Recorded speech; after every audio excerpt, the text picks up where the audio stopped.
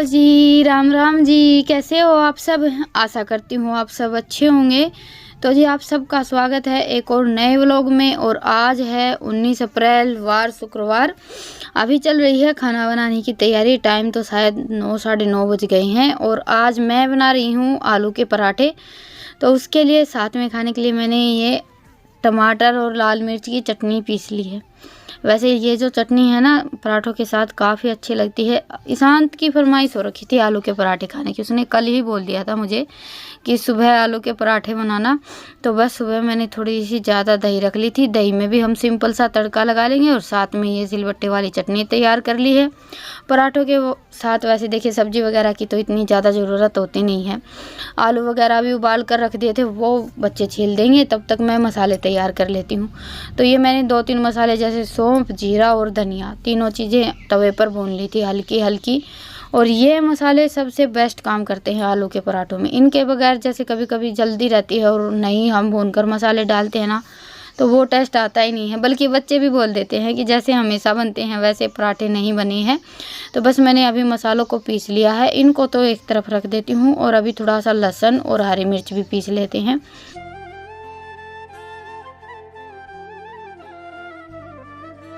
हरी मिर्च भी मैं हमेशा पराठों में पीस कर ही डालती हूँ, क्योंकि पिट्ठी में अच्छे से मिक्स हो जाती है। और कहीं कहीं जैसे एकदम से हरी मिर्च आ जाती है तो बच्चों को तीखा लग जाता है, फिर वहीं पर खाना रोक देते हैं, फिर आगे खाते ही नहीं है। बच्चों का ये है कि ज़रा सा तीखा लग गया तो फिर उनको खाना ही नहीं है, चाहे हम कितनी बार भी बोल लें। तो इसलिए मैं हमेशा मिर्च को पीस कर पिट्ठी में मिक्स कर लेती हूँ, ताकि कहीं कहीं अलग अलग ऐसे टुकड़े ना आए। और इससे हमारे पराठे भी अच्छे बनते हैं। कहीं कहीं पर मिर्च के टुकड़े आते हैं ना, जहाँ पर टुकड़ा आता है वहीं पर हमारा पराठा फट जाता है। और भरवा पराठे हम बनाते हैं तो उसमें जितना हो सके उतने हमें पिसे हुए मसाले ही डालने चाहिए, चाहे दरदरे दरदरे ही पीस लें, क्योंकि उससे हमारी पिट्ठी बड़ी अच्छी बनकर तैयार होती है। तो जी ये देखिए अभी हमारी ये चटपटी सी आलू के पराठों की पिट्ठी बनकर तैयार हो गई है। बस वही अपने मिर्च मसाले डाले जो हमेशा डालते हैं, और 2-3 साथ में मैंने प्याज डाले हैं। और ईशांत आज खुद लगा हुआ है सलाद कट करने में, तो ये खीरे और प्याज कट कर दिए हैं। बच्चों का यही है, अपने मन से कोई भी काम करते हैं तो बड़ा ही अच्छे से करते हैं। हम ज़बरदस्ती या बोल कर करवाते हैं तो उसमें तो फिर भी इनकी मीन मेक स्टार्ट हो जाती है और इतने अच्छे से नहीं करते हैं। आज इसका मन था तो इसने जैसे प्याज खीरे वगैरह सब काट दिए हैं, नहीं तो ज़्यादातर थाली तैयार करना और ये सारे काम रितिका ही देखती है। तो जी बस अभी खाने की सारी तैयारी हो गई है। चटनी पीस ली है मैंने और दही में सिंपल सा हरी मिर्च लहसुन जीरे का तड़का लगा दिया है।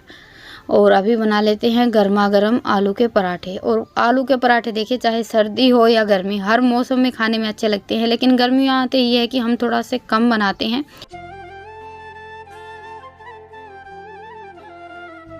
सर्दियों में तो एक दिन छोड़कर एक दिन पराठे बनते ही रहते हैं। और सर्दियों में तो बहुत सी सब्जी ऐसी होती हैं जिनके पराठे बनते हैं। तो जी ये देखिए हमारे पराठे एकदम भटूरे जैसे फूले फूले बने हैं। और पराठे फूलते नहीं है ना तब तक तो मुझे बिल्कुल भी अच्छा नहीं लगता। पराठे बना रहे हैं तो एकदम फूले फूले बनने चाहिए, तभी खाने में भी अच्छे लगते हैं। और आलू के पराठे बनाना तो इतना ज़्यादा मुश्किल भी नहीं है। जैसे गोभी के मूली के पराठे हम बनाते हैं तो वो पिट्ठी साथ साथ नरम होती रहती है। इसमें तो हम आटा थोड़ा सा नरम रखते हैं और पिट्ठी को थोड़ी सी सख्त बना लेते हैं, तो एकदम फूले फूले पराठे बनकर तैयार होते हैं। तो जी बस अभी खाना हमारा बनकर तैयार हो गया है। सबसे पहले तो मैंने अरुण और इनके लिए थाली लगा दी है। और इन दिनों में खुले में खाना बनाना बहुत ही मुश्किल हो जाता है, मक्खी मच्छर बहुत ज़्यादा हो जाते हैं। वैसे हमारे यहाँ तो इतने ज़्यादा मक्खी मच्छर नहीं होते हैं। रेतीली ज़मीन का ये तो एक फ़ायदा है ही, क्योंकि इतनी ज़्यादा नमी नहीं रहती है तो मक्खी मच्छर कम ही होते हैं। और बस आज हमारा सुबह का खाना थोड़ा सा हैवी हो गया था। सब ने पेट भर कर पराठे खा लिए थे, तो उसके बाद फिर आ गया था ठंडा। अभी ठंडा पी लेते हैं। काम तो सारा निपट गया था, बस जल्दी जल्दी अपना काम निपटा कर फिर बैठ गए थे, बातें करने लगे। और आजकल दोपहर का टाइम हमारा ऐसे ही निकल जाता है। और इनके पैर में तो देखिए चोट थोड़ी सी ज़्यादा ही लग गई है। ठीक होने में कम से कम 8-10 दिन तो लग ही जाएंगे। धीरे धीरे करके अभी 2-3 दिन में थोड़ा सा तो आराम हुआ है, नहीं तो ऐसा लग रहा था कि काफ़ी टाइम लगेगा। लेकिन ये है कि जितना ज़्यादा आराम करेंगे उतने ही जल्दी ठीक हो पाएंगे। पैर का काम है, पैर में ऐसा है कि चलते हैं तो दाब थोड़ी सी ज़्यादा रहती है। तो इसलिए आराम ही करना पड़ेगा। और अभी हो गई है अरुण की वापस जाने की तैयारी देवी मैया पर। तो इस बार हम नहीं जा पाए क्योंकि 8 को जाने वाले थे। उस दिन इनके पैर में चोट लग गई थी। 9वीं को गोद भराई का प्रोग्राम था और वैसे भी चोट लगने की वजह से ये तो जा नहीं पाते, फिर हम सब गए ही नहीं थे। और वैसे मुझे ऐसा लगता है कि देवी मैया का हुक्म होता है ना, तभी हम जा पाते हैं। चाहे हम कितनी भी कोशिश कर लें, हमारा घर से निकलना हो नहीं पाता है, कोई ना कोई अड़चन आ ही जाती है। वो कहते हैं ना कि देवी देवता हमें अपने पास बुलाता है तभी हम जा पाते हैं। हमारे चाहने ना चाहने से कुछ भी नहीं होता है।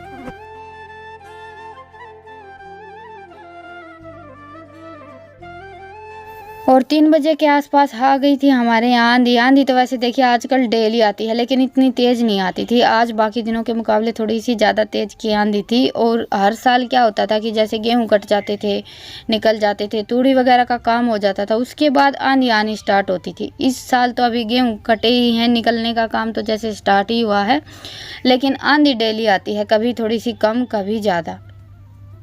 तो फिलहाल तो भैंसों को सानी वगैरह डालने का भी काम नहीं हो पा रहा था। बस भैंसों को मैंने बाहर निकाल दिया था क्योंकि ठंडा मौसम हो गया था, हवा चल रही थी काफ़ी तेज़ की, तो खुले में बांध दिया था। सानी वगैरह तो आंधी थमने के बाद ही डालेंगे। और अभी रितिका बना रही है थोड़े से पॉपकॉर्न। गर्मियों में दिन काफ़ी बड़े हो जाते हैं तो बच्चों को भी घूमते फिरते भूख लग ही जाती है। और बच्चे घर पर रहते हैं ना, तो खाने के लिए कुछ ना कुछ होना ही चाहिए। घूमते फिरते बच्चों का खाना पीना चलता ही रहता है।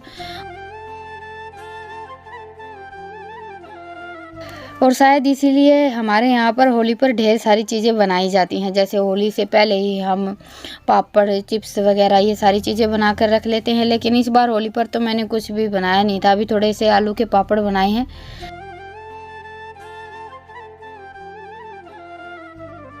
और डैनी को आज मुंह पर थोड़ी सी चोट लग गई है। चोट क्या लग गई है, गर्मियों में जैसे कहीं पर भी मक्खियाँ बैठती हैं तो ये अपने आप ही पंजों से घाव बना लेता है और धीरे धीरे करके वो घाव और भी बड़ा हो जाता है। तो इनके लिए जो बिटाडिन आई थी ना, वो ही थोड़ी सी लगा दी है और लगी भी नहीं रहने देता है। 5 मिनट 10 मिनट में लोट पोलोट होकर उसको हटा देता है। तो दिन में 3-4 बार बिटाडिन लगानी पड़ती है।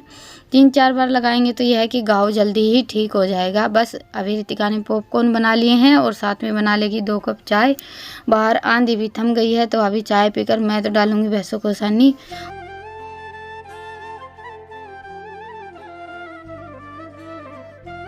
तो जी ये देखिए ठटिया भी हमारे पूरे हो गए हैं, इनके किनारे भी बन गए हैं। मिट्टी तो बना कर रख रखी थी, बस वही मिट्टी थोड़ी सी कूट कर इनके किनारों पर लगा दी है।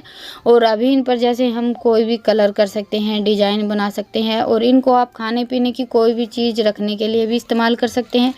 वैसे भी हमने जैसे एक ये थोड़ा सा बड़ा है ना, ये तो खाने पीने की चीज़ें रखने के लिए बनाया है। और बाकी एक भैंसों को चून वगैरह डालने के लिए, एक दलिया डालने के लिए। तो ऐसे हमने तो 3-4 बनाकर तैयार किए हैं। मुल्तानी मिट्टी घर पर रखी थी और गत्ते भी घर पर रहते ही हैं, तो थोड़ी सी मेहनत से हमारी ये 3-4 चीज़ें बनकर तैयार हो गई हैं। और देखने में भी काफ़ी अच्छे लगते हैं। इनके ऊपर हम रंग वगैरह कर देते हैं तब।